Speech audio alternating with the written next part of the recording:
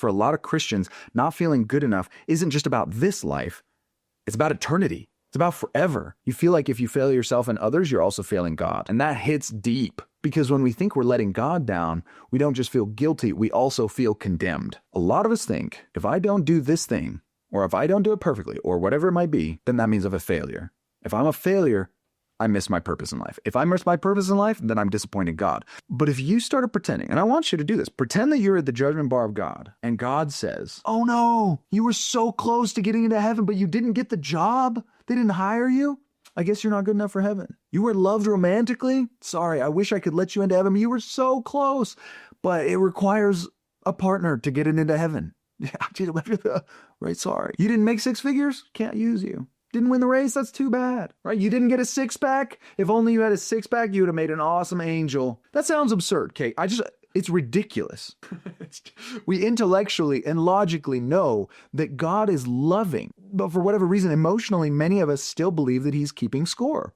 That God is looking down on us with disappointment rather than compassion. We seem to forget about the compassionate God, the merciful God. When we don't do things perfectly according to our own definition, that God is mad at us. But the truth is, God is not grading your life like a final exam. He's not a disappointed teacher. He's a loving father. He's looking at your heart, your humility, your willingness to grow, your desire to return to him. Yes, there is a scripture that says no unclean thing can dwell in the presence of God. And that would mean that none of us are good enough. Because if life were fair, we'd all go to hell. You know what I mean? Okay? But that's also the reason we have grace and compassion. Because where the scriptures do say none of us are good enough to make it into the presence of God as we are, it also says, though your sins be as scarlet, they shall be white as snow. Through Christ's mercy, atonement, sacrifice, we are made clean. We are made enough with him, right? And that's not earned. That's mercy. If I like to ask my clients, if they say, I just don't feel like I'm good enough. It's like, good enough for what? Good enough to have a relationship? Good enough to get a job? Good enough to pass a test?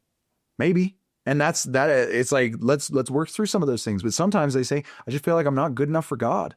And the truth is, we're not good enough as we are for God. And that's why Christ matters. And that's why Christ's sacrifice matters. Does that make sense? Again, we didn't earn Christ's sacrifice. We didn't pay for his sacrifice by acting good enough. It's just mercy. It's a gift. It's a blessing. The scriptures also say, and I love this, God blesses those who keep his commandments and those who seek so to do. Does that make sense? This verse is one of the most compassionate and comforting truths in scripture because it reminds us God is not just blessing those who do it perfectly.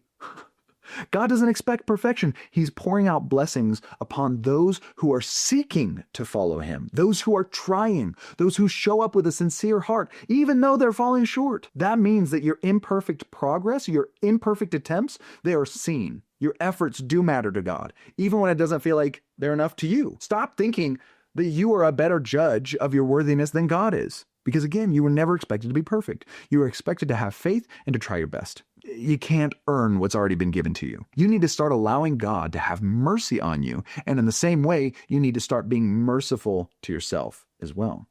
Because Jesus didn't just say, you sinned and now you're never going to be good enough. He said, go and sin no more. Not as a punishment, it's an invitation. He gave us a path forward. Go and sin no more. You're not called to perfection. You're called to progress in grace, mercy, and compassion, right? You don't have to live in fear of failing God. He knows you. He sees you. He's not disqualifying you because of your wounds. He's actually the one who wants to heal them for you. So I want you, if you're one of those who, like me, because I did this a ton, if you're somebody who just collects self-help information in seminars and books, podcasts, and all those things, stop hoarding. Pick one thing and decide one area to apply it. And if you're on the other side where you're just like, I just know I'm not good enough and I'm never going to be good enough. You feel like you're going to be unworthy forever. Again, I want you to pick one small step. Do something uncomfortable but doable. Learn to tolerate that discomfort and realize, oh, I did this. So if it's getting a job, get a job and stay at the job.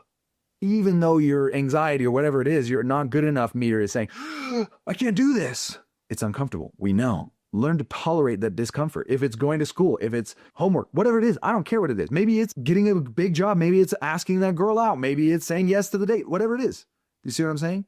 Don't wait for the shame to go away. Do it with the shame. Love yourself despite the shame. You don't need to earn your way to being good enough. You already are good enough right now as you are. Go out and act like it and you'll start to feel it.